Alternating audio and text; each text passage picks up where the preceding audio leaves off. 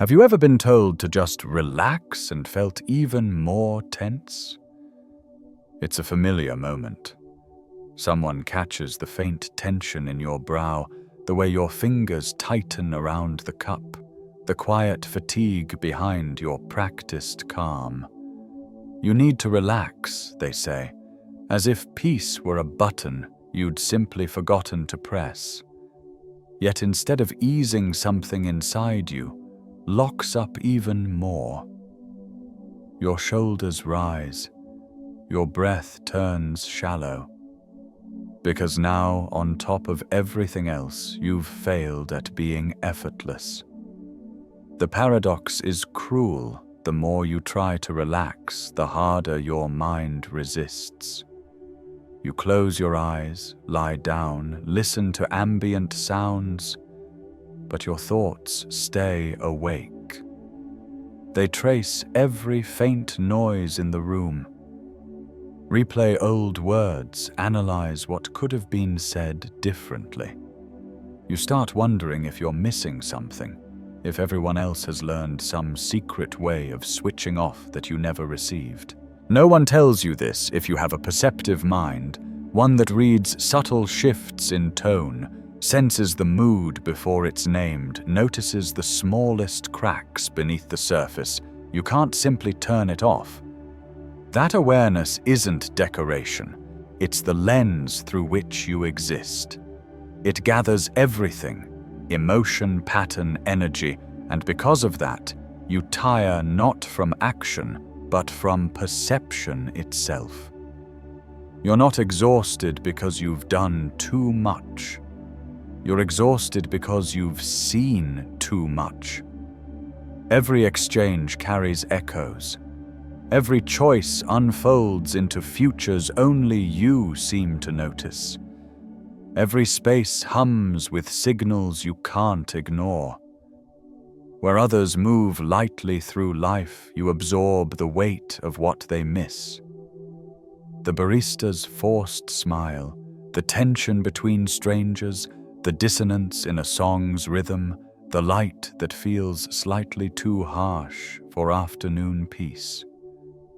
This is what I call the conscious exile, the quiet distance of being awake in a world that prefers sleep. You're not broken, not withdrawn, just weary from perceiving more than the world knows how to hold. You watch others drift in effortless oblivion and ask yourself, how do they rest inside such unawareness? But this is not a lesson in how to relax. It's a mirror held to the truth that relaxation for the perceptive requires a different path, one that doesn't demand blindness, but balance, because perhaps the goal was never to stop seeing. It was to see and still be at peace.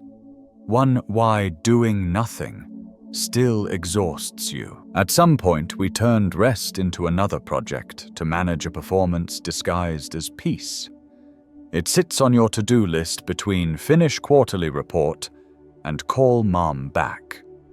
You call it self-care Sunday, your meditation streak, your nightly wind down. There are apps now to measure calmness watches that track stillness voices that congratulate you for achieving relaxation. The message underneath is sharp if you're tired. You're simply not relaxing hard enough. So you try. You dim the lights, light a candle that promises tranquility, and sink into the couch with the noble intention of doing nothing. Yet within moments your mind begins its familiar sprint. The unanswered email, the tone in your manager's voice, the friend you've been meaning to call but haven't, the noise of the world microplastics climate change the shape of your own future, all flooding the quiet you worked so hard to create. Your body rests, your mind runs marathons. This is not weakness. It's simply how a perceptive brain works. The prefrontal cortex, the seat of analysis, reflection, anticipation, has no switch. For those who see deeply, it hums constantly, connecting threads, preparing for what might come. That's the same intelligence that makes you precise, insightful, and capable. But when external tasks fall away, that awareness turns inward. It begins to dissect you.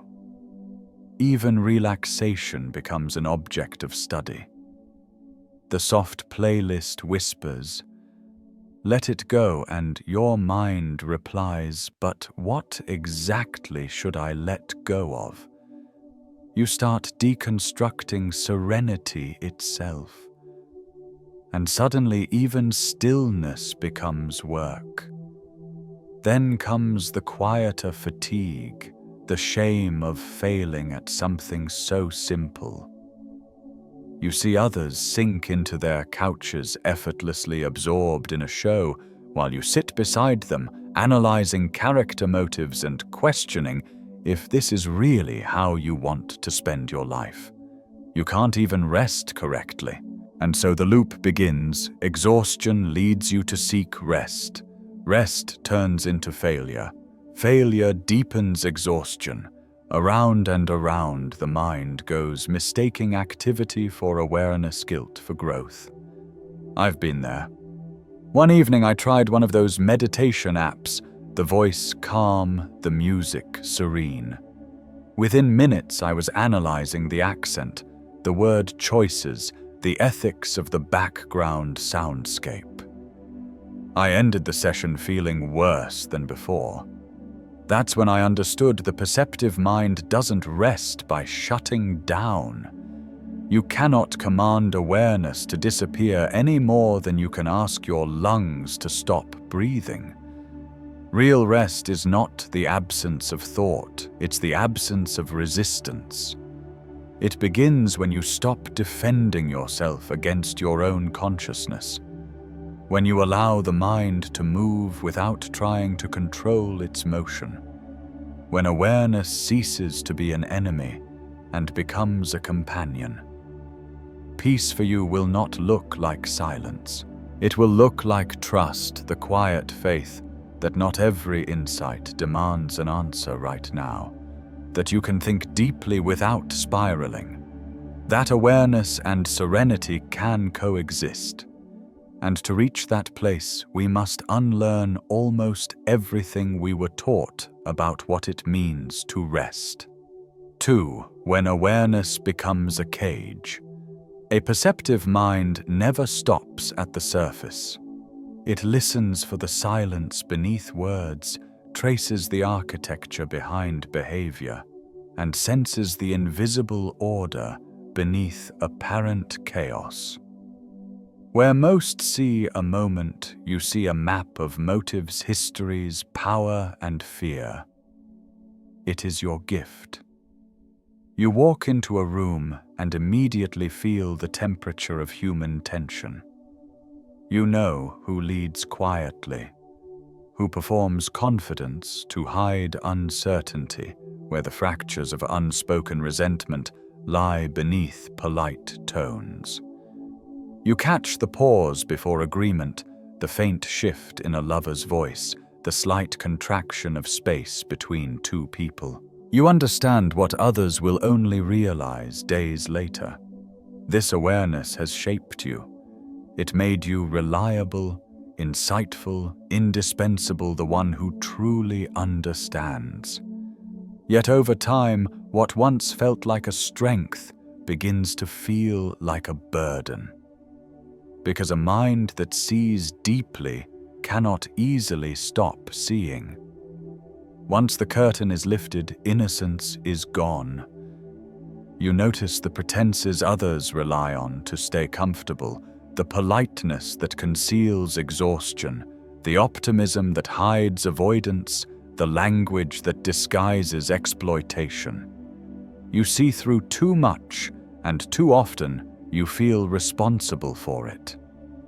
This is cognitive over-responsibility. The quiet conviction that seeing obligates you to fix. You catch the tension in a room, and suddenly it becomes your duty to ease it.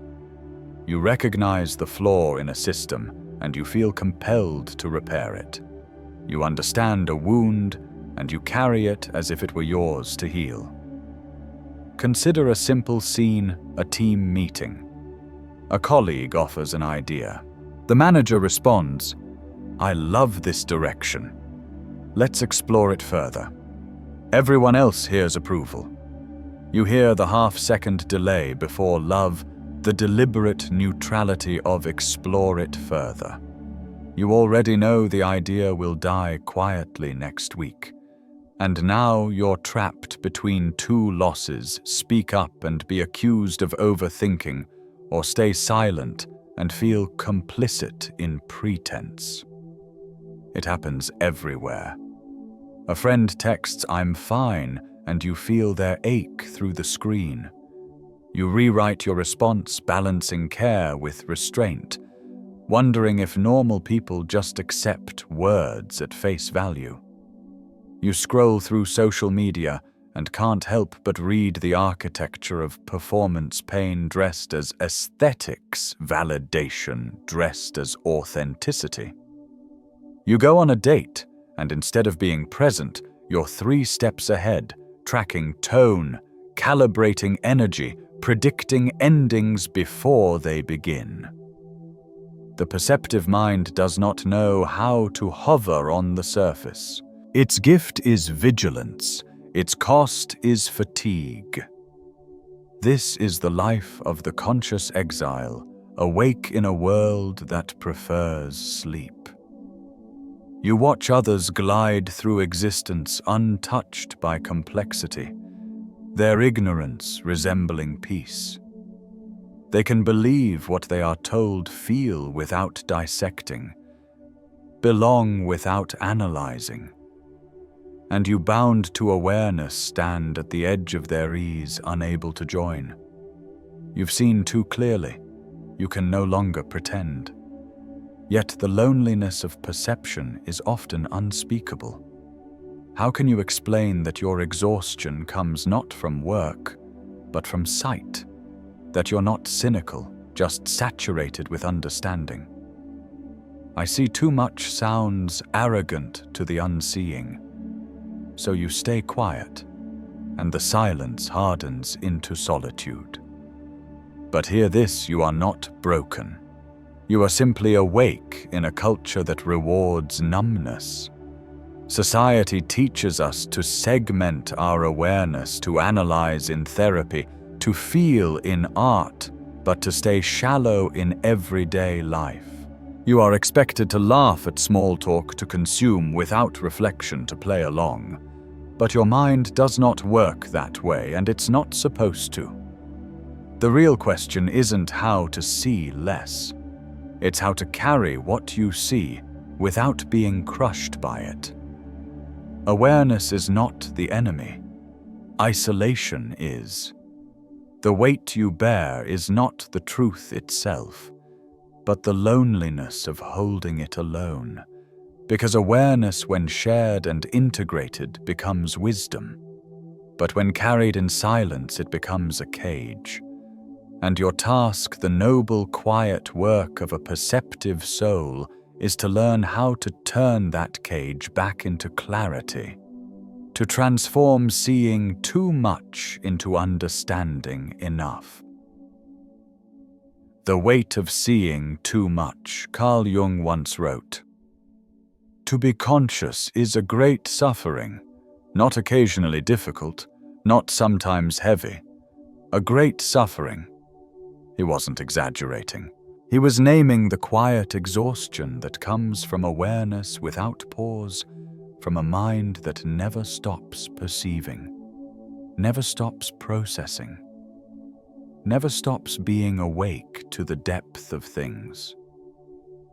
This is awareness fatigue, the kind of tiredness that doesn't come from doing too much, but from seeing too much for too long. Imagine your mind as a camera that never stops recording. It captures not only events, but every detail that surrounds them. Tone, light, gesture, subtext, implication.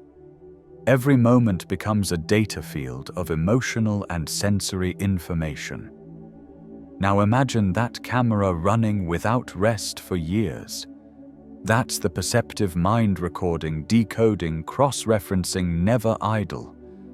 From the outside, you seem calm, even still. Inside, you're carrying an empire of thought. This fatigue takes many forms. Emotional fatigue is the cost of feeling everything. You walk into a room and sense the residue of a disagreement before anyone speaks. You talk to a friend and unconsciously adjust your tone to keep them steady. You don't just feel your emotions, you absorb everyone else's too. And because feelings require energy to metabolize, you burn through yours faster than you can replenish. Existential fatigue runs deeper.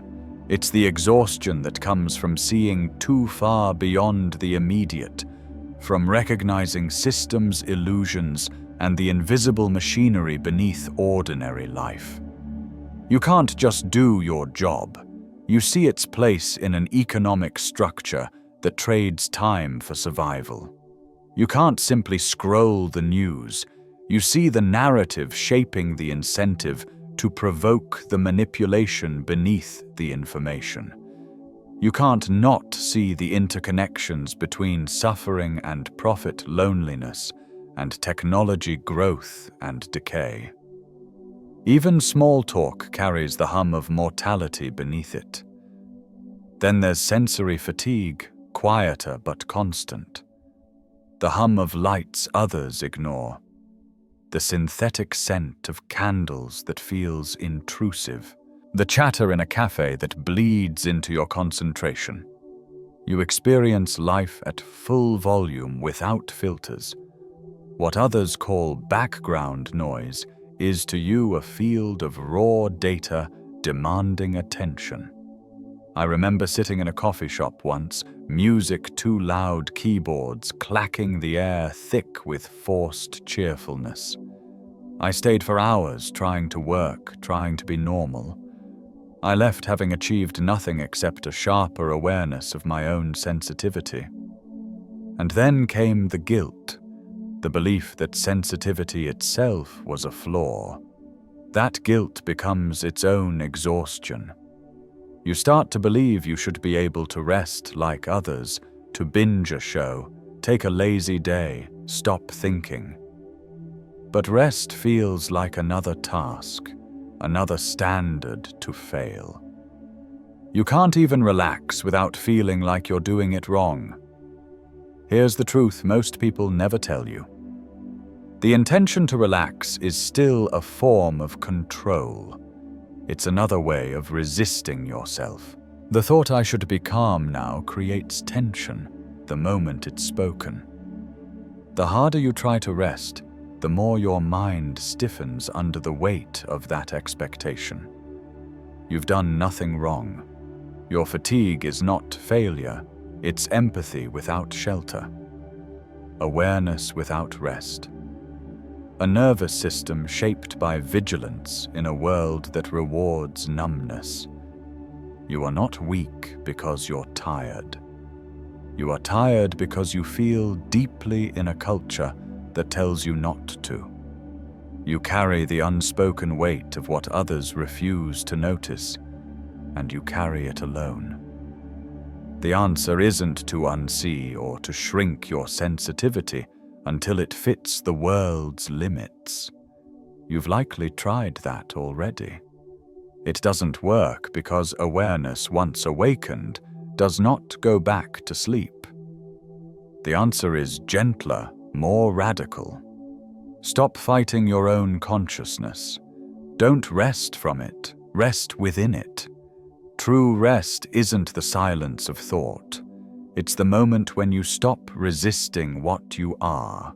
When you allow yourself to feel, perceive, and sense fully without the inner command to be different. Rest for the perceptive soul is not absence. It's acceptance. It's the peace that comes when you no longer pretend to be less awake than you are. How to rest when you can't turn it off. The perceptive mind doesn't need an escape route. It needs a place to land. For years, I treated rest like a puzzle. I had to solve meditation apps, digital detoxes, quiet retreats. Each promised peace but demanded the same impossible thing: to become less aware, to dim the very light that made me who I am. Every method failed for the same reason. You cannot rest by abandoning consciousness. You rest by teaching consciousness that it is safe. Rest isn't the suppression of thought. It's the gentle reconditioning of a nervous system that has forgotten what calm feels like. It's reminding yourself that awareness does not equal danger, that noticing everything doesn't mean you must fix everything. This isn't a productivity hack. It's an act of retrusting yourself. Here are 3 quiet principles that begin to make that possible. Micro-presence. 10 seconds of actual presence. Not meditation, not a capital M mindfulness exercise. Just 10 seconds of being here. Stop between tasks. Feel your feet on the floor. Take 1 full breath in and out. Notice 1 sound, 1 color, 1 point of stillness. Then continue. The value isn't in the calm that follows, it's in the interruption. You're teaching your mind that not every second demands analysis, that you can pause without falling behind. Each 10-second fragment becomes a soft landing strip for a system used to constant vigilance. Over time, the body begins to understand, I am safe. I can stop scanning. Nothing needs to be solved right now. The goal isn't serenity. The goal is honesty. 10 seconds of unperformed existence. 2. Sensory simplicity. Permission for boredom. We live inside overstimulation. Every silence has background music. Every waiting moment a screen. The perceptive mind absorbs all of it until awareness itself becomes saturated. Sensory simplicity is the deliberate choice to do less, not as deprivation, but as mercy. A walk without headphones, a meal without distraction, sitting quietly for 5 minutes without reaching for something to fill the space. At first it feels wrong. Your mind will protest, reaching for something to optimize. But that discomfort is the beginning of rest. It's your nervous system recalibrating, realizing there is no threat, no task, no audience. Boredom for the aware is not emptiness, it's recovery. When I began this practice, 5 minutes of stillness felt unbearable. My thoughts screamed for direction, but slowly the noise softened. The world grew quieter, not because it changed, but because I stopped chasing stimulation. Now some of my deepest peace arrives in those uneventful moments, walking, breathing, watching the light move across a wall. It's not about finding Zen. It's about giving your awareness fewer walls to bounce against. 3. Gentle rituals, small acts of safety. A perceptive mind craves pattern, not control, but safety. Predictability tells the nervous system, you can rest, you know what comes next. Gentle rituals aren't performances or routines built for discipline. They're small, familiar acts repeated until they become shelter. Making tea the same way each morning. Writing 3 sentences by hand. stretching before bed in the same quiet sequence, lighting a candle when you begin to read and blowing it out when you're done. The action doesn't matter, the message does. Rituals say to your awareness, "You are home. You don't have to be alert here." In a world that demands constant adaptation, these small repetitions become moments where nothing unpredictable can reach you. And that's what rest truly is, not an escape from awareness, but a reconciliation with it. Micropresence, sensory simplicity. Gentle rituals. They aren't techniques to repair you. They're invitations to stop treating your sensitivity as a flaw. They remind your mind you can see everything and still be at peace. Because when awareness stops feeling like a threat, it becomes what it was always meant to be. Not a cage, but a doorway. A way back into connection, depth, and understanding. And from that place of safety, your mind, still sharp, still awake, can finally quietly rest. Finding calm without going numb. We've been taught a version of calm that was never meant for the perceptive mind. The image is familiar. A person sitting cross-legged, eyes closed, untouched by the world, or someone who floats through chaos with the mantra, "It is what it is." But that isn't calm. That's numbness disguised as peace. Real calm is not the absence of awareness. It's the capacity to hold awareness without being shattered by it. It's not emptiness, it's equilibrium. It's the quiet within motion, the ability to remain awake and still be okay. This is the path of the conscious X to return to peace without betraying your depth. Not by shutting down, not by pretending the world is simpler, but by learning to breathe through what you see. To stay fully conscious and still remain whole. There are 3 quiet practices that support this path. They do not fight your perceptive nature. They work with it. Step 1. Observe without fixing.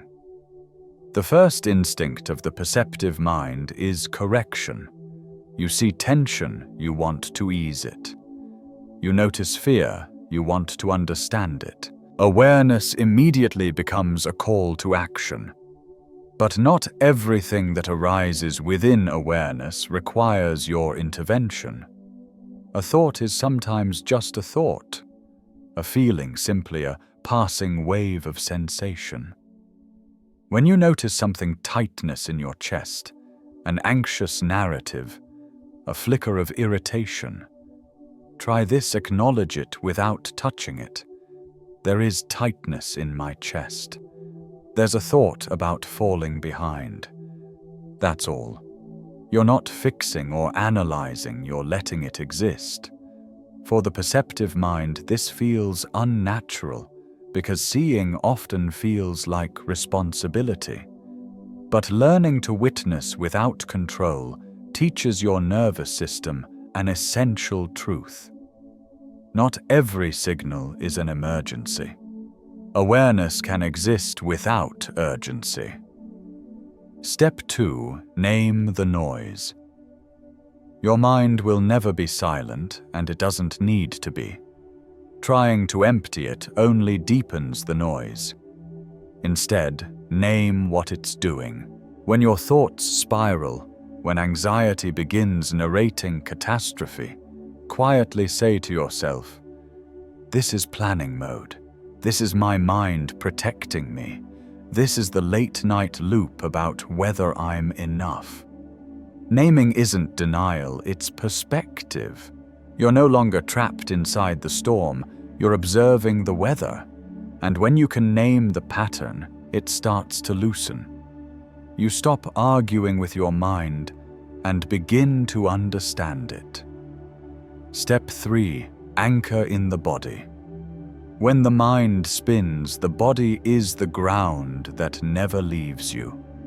You don't need complex breathwork or guided relaxation. Simply place attention on one physical point.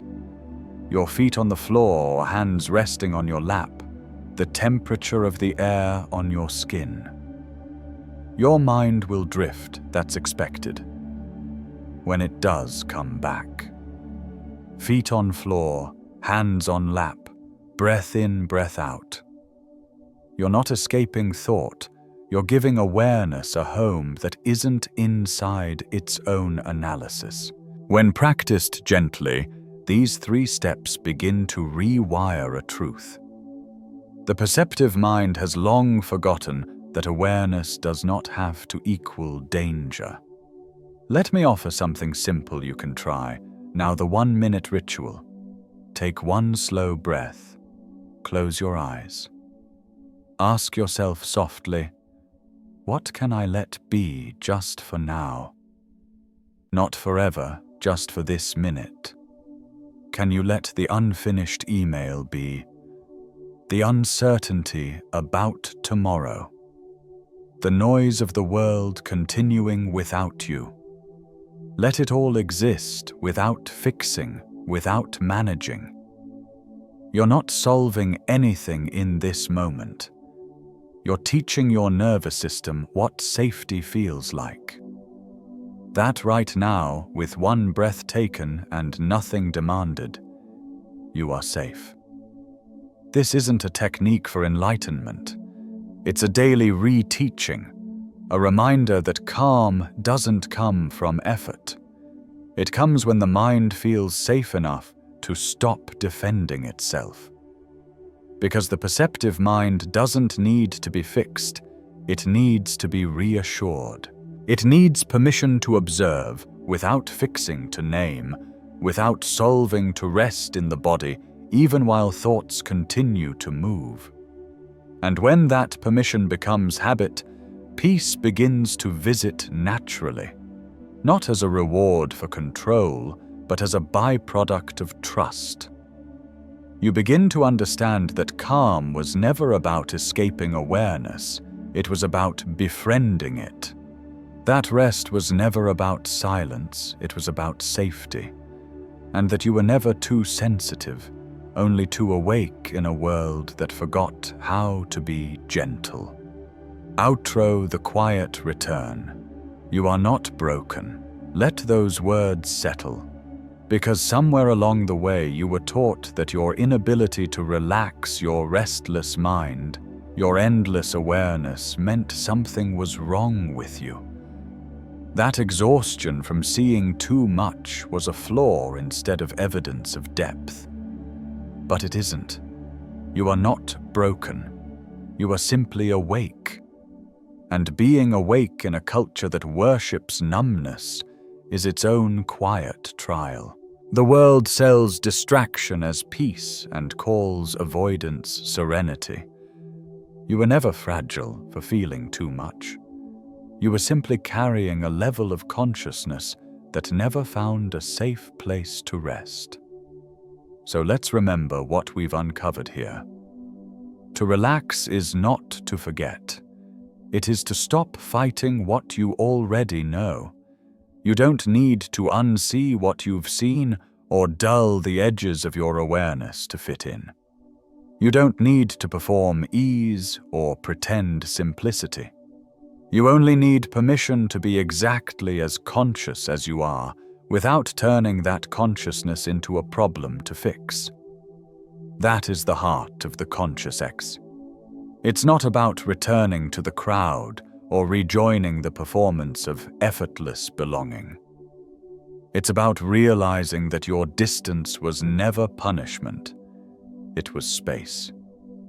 A sacred distance from the noise so you could finally hear yourself. The conscious exile doesn't need to go back. They only need to stop apologizing for having left. You don't need to blend into the version of the world that hides from truth. You belong in the real one, the one that is layered, contradictory, often painful, and sometimes luminous. The one that mirrors your own depth. And something beautiful happens when you stop resisting your nature. The world doesn't become easier, but you become steadier. Not blissed out, not empty, just quietly grounded. The fatigue softens into clarity. The sensitivity becomes precision. The ache becomes compassion. Because you see deeply, you feel fully. You think in spirals most people can't trace. That can be heavy, but it is also sacred. It means you are capable of honesty that heals, of empathy that reaches beyond comfort, of understanding that transcends illusion. Awareness was never your enemy. It was simply waiting for your acceptance. So before you go, pause. Take one slow breath. Inhale completely. Exhale completely. And say even softly, I can rest while being aware. Not I must turn it off. Not I should be like everyone else. Just I can rest while being aware. Because you can. Not by escaping your consciousness, but by making peace with it. By teaching your nervous system that seeing does not mean danger, that awareness does not demand constant repair. Depth and peace were never opposites. They were always meant to coexist. If this spoke to you, if you've carried the same quiet exhaustion of awareness, share it with one person who might need to hear it. The friend who apologizes for overthinking, the one who feels too much and says too little. Send it simply. This made me think of you, because recognition itself is medicine. It says, you are not alone in seeing deeply. Someone else understands the weight. And if you wish to keep walking this path, stay. Subscribe. Not for content or motivation, but for companionship in awareness. This is a space for those who refuse to go numb, for those learning to rest without losing their depth, for those who are done mistaking exhaustion for weakness.